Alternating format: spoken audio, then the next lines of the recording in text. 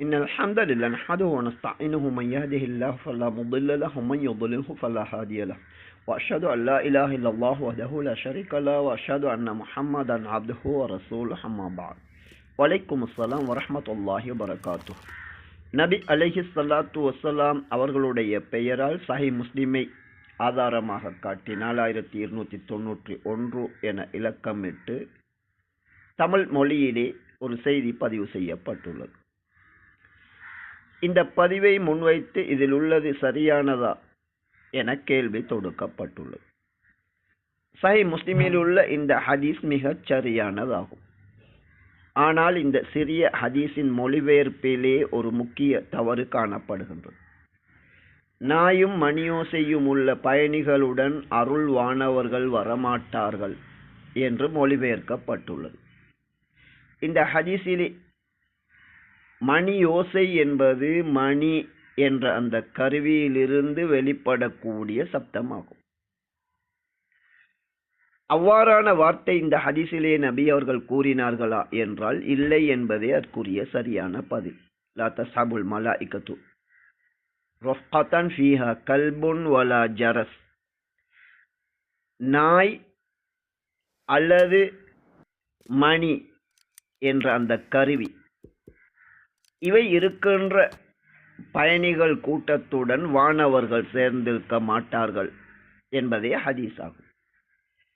மணி யோசை என்பதை குறிப்பதற்கு நபி அவர்கள் பயன்படுத்திய வார்த்தை சஹீஹுல் புகாரியிலே 2வது இலக்கத்தில் பதிவு செய்யப்பட்டுள்ள ஹதீஸிலே காணப்படுகின்றது. சல்சலத்துல் ஜரஸ், மணியின் ஓசை என்ற அந்த வார்த்தை ஹதீஸிலேயே காணப்படுகின்றது. எனவே இந்த செய்தியில் உள்ள முதலாவது தவறு மணி என்பதை மணி ஓசை என்று மொழிபெயர்க்கப்பட்டுள்ளது. இதனை தாண்டி இந்த ஹதீஸ் மிகச் சரியானதாகும். இதன் கருத்தை நாம் சரியாக புரிந்து கொள்வது தெரிந்து கொள்வதும் இங்கு அவசியமானதாகும்.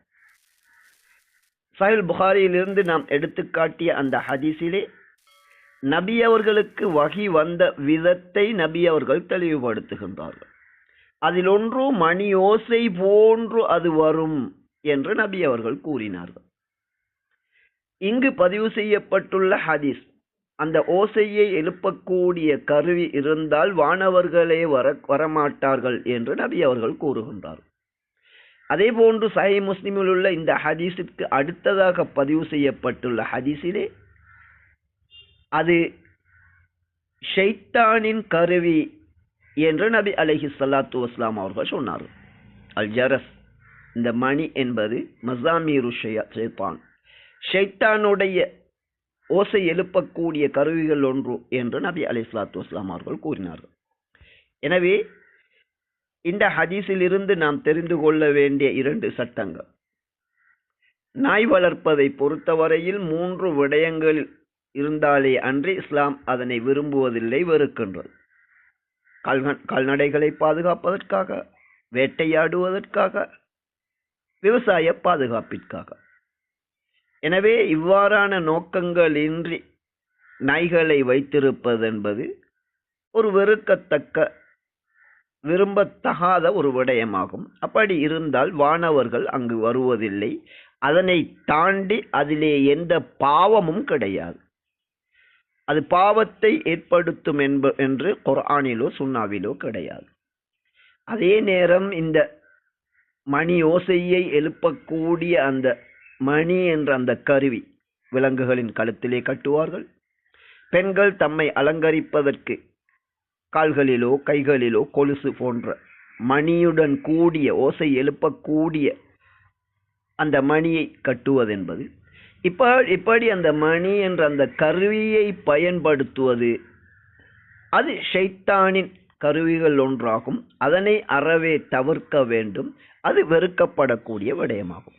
எனவே நாய்கள் என்பது இருக்கக்கூடிய பயண கூட்டத்துடன் அருளை சுமக்கக்கூடிய வானவர்கள் அவர்களோடு பயணிக்க மாட்டார்கள்.